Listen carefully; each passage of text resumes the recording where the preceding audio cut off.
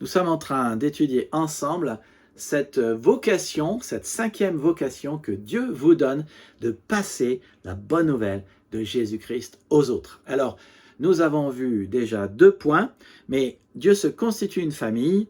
La vraie vie, c'est l'éternité, mais il faut que quelqu'un passe, voici mon 3e point, il faut que quelqu'un passe la bonne nouvelle aux autres. Paul le dit, « Quiconque invoquera le nom du Seigneur sera sauvé. » Waouh, vous vous rendez compte, cette promesse extraordinaire? Quiconque invoquera le nom du Seigneur sera sauvé. Donc, comment invoqueront-ils celui en qui ils n'ont pas cru? Comment croiront-ils en celui dont ils n'ont pas entendu parler? Comment en entendront-ils parler s'il n'y a personne qui prêche? Et comment y aura-t-il des prédicateurs s'ils ne sont pas envoyés?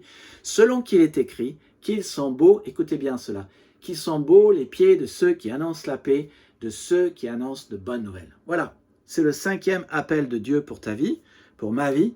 Tu es envoyé pour annoncer de bonnes nouvelles, pour annoncer la paix qu'il y a en Jésus-Christ et que Dieu offre à tout homme. Tu es appelé à dire aux gens combien Dieu les aime et combien Dieu leur apporte la paix. C'est ce que Dieu dit quand il dit qu'ils sont beaux les pieds de ceux qui annoncent la paix, les pieds de ceux qui annoncent la bonne nouvelle, qui annoncent de bonnes nouvelles. Tu es envoyé pour faire rentrer d'autres personnes dans la famille de Dieu, pour guider les autres et les amener auprès de Dieu. Tu es envoyé pour dire aux gens que Dieu leur offre la paix, leur offre de faire partie de sa famille, leur offre d'enlever ce qui crée la guerre entre eux et lui. Et au moment où je traverse la ligne spirituelle de la foi en Christ, de la conversion, de la repentance, Dieu veut qu'à mon tour, je partage sa bonté, sa paix, la croix, son désir, que l'autre fasse partie de sa famille, ce qu'il a fait pour moi et sa parole avec les autres. Et si j'avais le remède contre le sida et que je ne le partageais pas, je serais un criminel, je crois, et je devrais aller en prison. Si j'avais le remède contre le cancer et que je ne le partageais pas, là aussi, je devrais aller en prison. Mais le mal et le péché est bien pire que ces maux qui nous rongent et nous détruisent. Et le message pour remédier à ce mal est bien plus merveilleux que le remède au sida et au cancer. Le passé d'un homme peut être effacé. Il peut recevoir la vie éternelle et abondante. Il peut faire la paix avec Dieu, vivre en paix avec Dieu. Et les hommes, chaque jour, on peut vivre en paix, on peut faire la paix, on peut être aimé par Dieu. Chaque jour, on peut demeurer dans son amour. Et on peut avoir donc une vie qui a un sens. Donc, le 5e objectif de ma vie est que je suis envoyé, tu es envoyé dans ce monde pour permettre aux autres d'entrer dans la famille de Dieu. Et j'aime beaucoup ce verset dans 2 Corinthiens 5, 18 qui dit « Il nous a réconciliés avec lui par le Christ, il nous a demandé d'annoncer cette réconciliation. Oui, c'est Dieu qui a réconcilié le monde avec lui par le Christ, il ne tient plus compte des fautes des êtres humains, il nous charge d'annoncer cette parole de réconciliation. » Notez et soulignez les mots « réconcilier »,« réconciliation » qui sont donnés 4 fois en tout.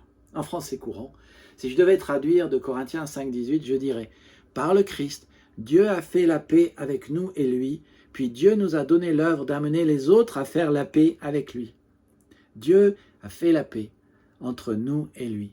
Comme Ésaïe 53 dit, le châtiment qui nous donne la paix est tombé sur lui. La mort à la croix de son Fils Jésus-Christ est ce châtiment qui nous donne la paix. Et Dieu nous a confié cette œuvre d'amener les autres à faire la paix avec lui. Dieu t'aime et il est pour toi.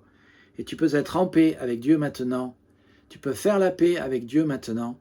Et le salut et la paix qu'il a pour toi et pour les autres gens autour de toi. Dieu t'aime, il est pour toi. Tu peux être en paix avec Dieu maintenant. Mais il veut aussi que dans ton cœur règne sa paix. Il veut que dans ta famille, il y ait cette paix. Il veut que nous annoncions cette paix, sa paix aux gens autour de nous. Et annoncer sa paix, eh bien, c'est le ministère de la réconciliation. Nous appelons cela le plan de paix que Dieu a prévu pour son Église et pour nous. Et cette vocation, c'est justement de parler de ce plan de paix. Il a donné son Fils Jésus-Christ à la croix pour que nous puissions faire la paix avec lui et vivre dans la paix.